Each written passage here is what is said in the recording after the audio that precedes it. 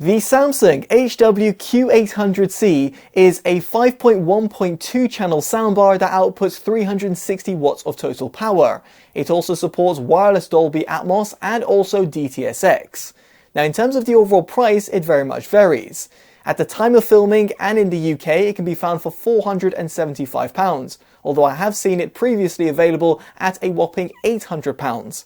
While in the US, I've seen it available at $680, although I've also seen it stretch all the way up to $1,000.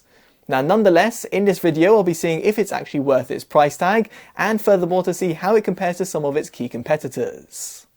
So to kick things off, I would like to talk about its design, and here it's actually got a pretty sleek profile, and therefore it's not going to obscure any of your television viewing experience. The dimensions of the soundbar will be on your screen, including the ones of the wireless subwoofer.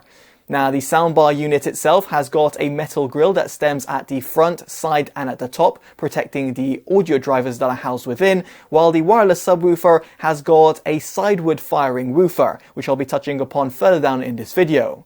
Now, for you to interact with the soundbar, there are a few physical buttons that are positioned at the top of it. These are very much appreciated over capacitive or touch-sensitive buttons that some of its competitors have actually chosen to use. Elsewhere, you've also got a forward-facing LCD screen, which makes it very handy to know the settings that you're adjusting on the fly. Now, of course, if you do want to adjust these settings from afar, you have got a wireless remote. It's very slender and very reminiscent to Samsung television remotes, so I've got no real complaints. So next up we get onto the SmartThings app, and through the main interface, if you were to tap over here, you can quickly switch between source. You can adjust the volume, change the different sound modes, which is all very intuitive, go between the different equalizers, although it's worth noting the advanced mode does become available in certain sound modes, such as the standard mode preset. Then you've also got the woofer controls, which are independent, space fit sound, active voice amplifier, which you can toggle on and off, and equally the voice enhancement, bass enhancement and night modes. Then at the top right hand side, you can go onto your device settings. You can check your network status, your Bluetooth pairing mode, and also adjust the 3 different channel levels, center, side and front top. And then you've also got the audio sync and also the audio feedback, which you can enable or disable.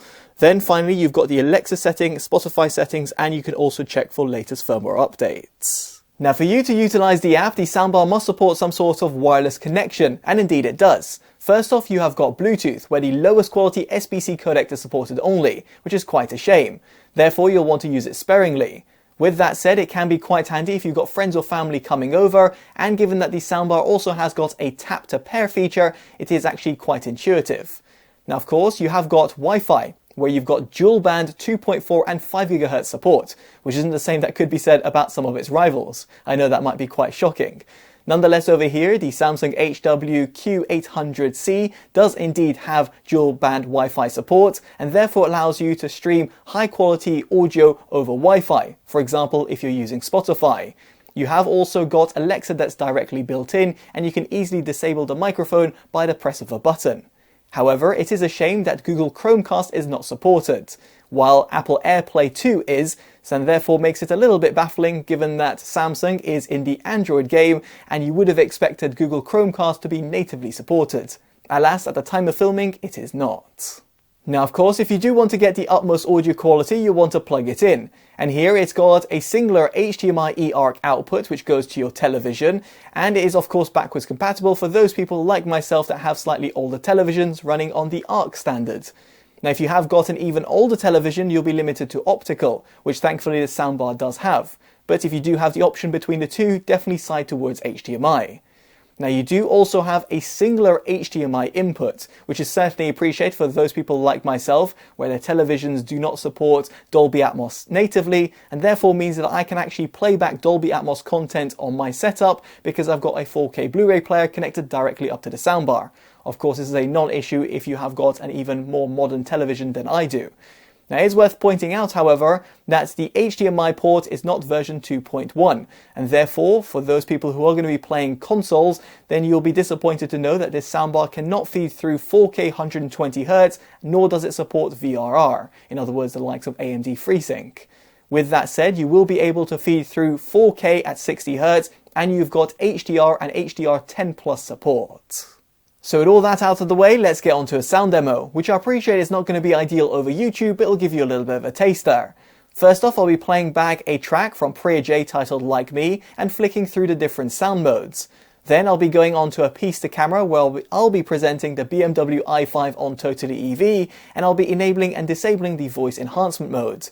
Make sure you check out the annotations on your screen to understand how the soundbar is actually operating.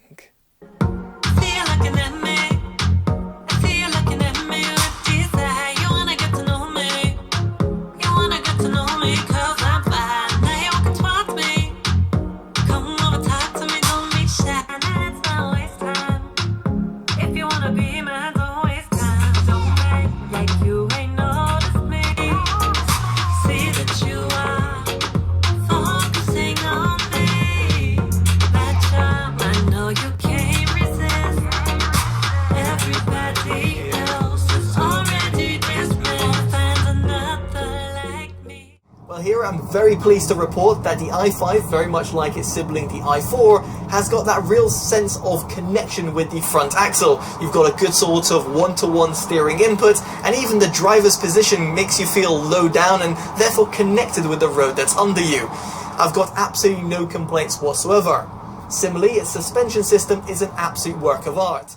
So moving on from the audio demos, I would like to point out that you've got 11 audio drivers, which combine to output 360 watts of power. To be more specific, you've got 200 watts from the main soundbar unit, as you've got upward, sideward and forward facing drivers, and then you have got 160 watts which is delivered from the 8-inch sideward firing woofer.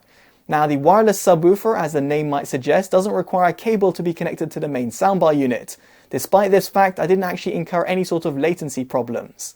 Now, in terms of the other technologies that I should highlight before getting into my sound quality assessments is the fact that I did not able to actually utilize from the Samsung Q Symphony feature, and that is because I do not have a modern Samsung television. If you do, however, it will combine the speakers that are found within the television with the ones that are found within a soundbar to give you a supposedly more cinematic-like experience. Now, in terms of the other technologies, it is worth highlighting here that I did not utilize active voice amplifier because I didn't have any sort of low-end hums around the room and therefore didn't mean that I had to enable said feature. And elsewhere, I didn't also enable the Samsung SpaceFit Pro. This is effectively a means of actually tuning the subwoofer to your room's acoustics, but I actually found it to be a little bit more detrimental in terms of my overall audio listening experience. Nonetheless, your mileage may vary depending on your own room's acoustics, so it's just something I thought I should highlight. So with all that in mind, how does the soundbar actually perform? Well, on the whole, I was actually left pretty impressed. Let me break it down in terms of the sound frequency range. First off, in terms of the sub-bass tones, they can be heard and felt, and that's namely due to the fact that you have got that 8-inch wireless subwoofer. With that said, it's not exactly going to compete with more bass-orientated systems out there on the market, namely from the likes of JBL, and also it's not going to compete with some more of the premium audio systems out there, be it the hi-fi setups or indeed the soundbar setups. For example, if you're going to get the wireless subwoofer that is offered from the likes of Bose, Sonos, Harman Kardon, or even the likes of Sennheiser, the latter being my personal favorite, it's no competition because the subwoofer doesn't extend as low as some of its competitors. That said, these soundbar systems are actually a lot more expensive, specifically if you integrate the subwoofer into the equation, and therefore I can't be overly critical about it. I think most consumers will actually be pleasantly surprised at what this 8-inch woofer actually is able to deliver. Now, in terms of the mid-bass, however, I have got no complaints whatsoever. The precision, indeed, the overall control, and in terms of the overall quality and quantity, it's very much there. No complaints whatsoever across the board, and therefore when I was listening to my favorite R&B, D&B or EDM tracks, I was left very much engaged with the music that I was actually listening to, let alone when I was watching certain action films. Now when it comes to the mids, however, they are a little bit recessed and pushed back. That is, of course, if you do not enable the voice enhancement feature. With that said, with the voice enhancement feature enabled, the mids really come out to the foreground. For example, if you're going to be listening to a piece to camera, like when I was presenting the BMW i5 on Totally EV, you are hopefully able to encounter there that it does actually make a positive impact in terms of the overall mids. With that said, if you're going to be listening to music or watching movies, you might find that the vocals are a little bit drowned out. Not too bad, but just in comparison to some of the flagship systems out there on the market, this one doesn't quite compete in this department. As for the highs, they do actually excel pretty well at the top end, giving you a good toe tapping feeling, and they're not sibilant or harsh either. Of course, you can EQ it via the app, but in my case, I actually found it to be pretty good on the whole. Of course, I added a few notches to the treble EQ just to get a little bit more of that extra zing. Now, what really stood out for me, specifically if you look at it at its cheaper price point, is its overall soundstage reproduction. It does a tremendous job, not only in terms of the width and depth, but also in terms of the instrument separation, let alone if you're going to be using heightened metadata such as Dolby Atmos. Speaking of which, let's go on to an audio demo. I'll be playing back Age of Extinctions, which is Transformers of course, and I'll be enabling and disabling Dolby Atmos and flicking to Dolby Digital. Make sure you check out the annotations on your screen to understand how the soundbar is actually operating. Now yet again, an audio demo over YouTube is not ideal, but what I can safely say is when I was sat in front of the soundbar, I was left absolutely in awe, specifically when I was using Dolby Atmos. That heightened metadata really does bring the soundbar to life because it's utilizing all the audio drivers to its full extent, and therefore meant that when the gunshots were going from left and right or a helicopter was flying over, it almost gave me that head-turning experience. Yes, it's not going to compete with more expensive systems out there, namely for example from the likes of Sennheiser or indeed Samsung, but in a grander scheme of things, if you are able to benefit from the heightened metadata, I'm sure you'll appreciate it. Even if we look past this and you're just going to be looking at regular terrestrial television, or let's say certain YouTube videos or certain programs that don't actually use that heightened metadata, you're still actually going to be left really impressed, because that overall soundstage reproduction, which I mentioned before, is very good to say the least. And ultimately, it brings me on to my verdict. The Samsung HW-Q800C actually does a tremendous job across the sound frequency range. It's going to leave a lot of people engaged, and given the extra features that you have got, be it via the app or the fact that you can pair up wirelessly to the soundbar and even include wireless Dolby Atmos, which I was not able to actually test, it gives you a pretty healthy proposition. Now as a result of this, it gets my Best Buy awards. Now it's worth considering there are two different price points of this soundbar, as I did mention at the beginning of this review. And as a result, I can definitely see myself suggesting it at roughly £400 to £500. However, when we look at the £800 price tag, it's a lot harder to recommend. With that said, there is also the HW-Q800B, which is its near identical sibling. And indeed, in this respect, if you are tossing up between the two and they're similarly priced, go for the 800C. If, however, the 800C does shoot up at roughly £800 or $1,000, then look at the 800B, of course, if you're able to find it. Hopefully all of that makes sense, but if you've got any questions about the soundbar itself, and if there's anything I haven't covered in this review, make sure you pop it down in the comment section below.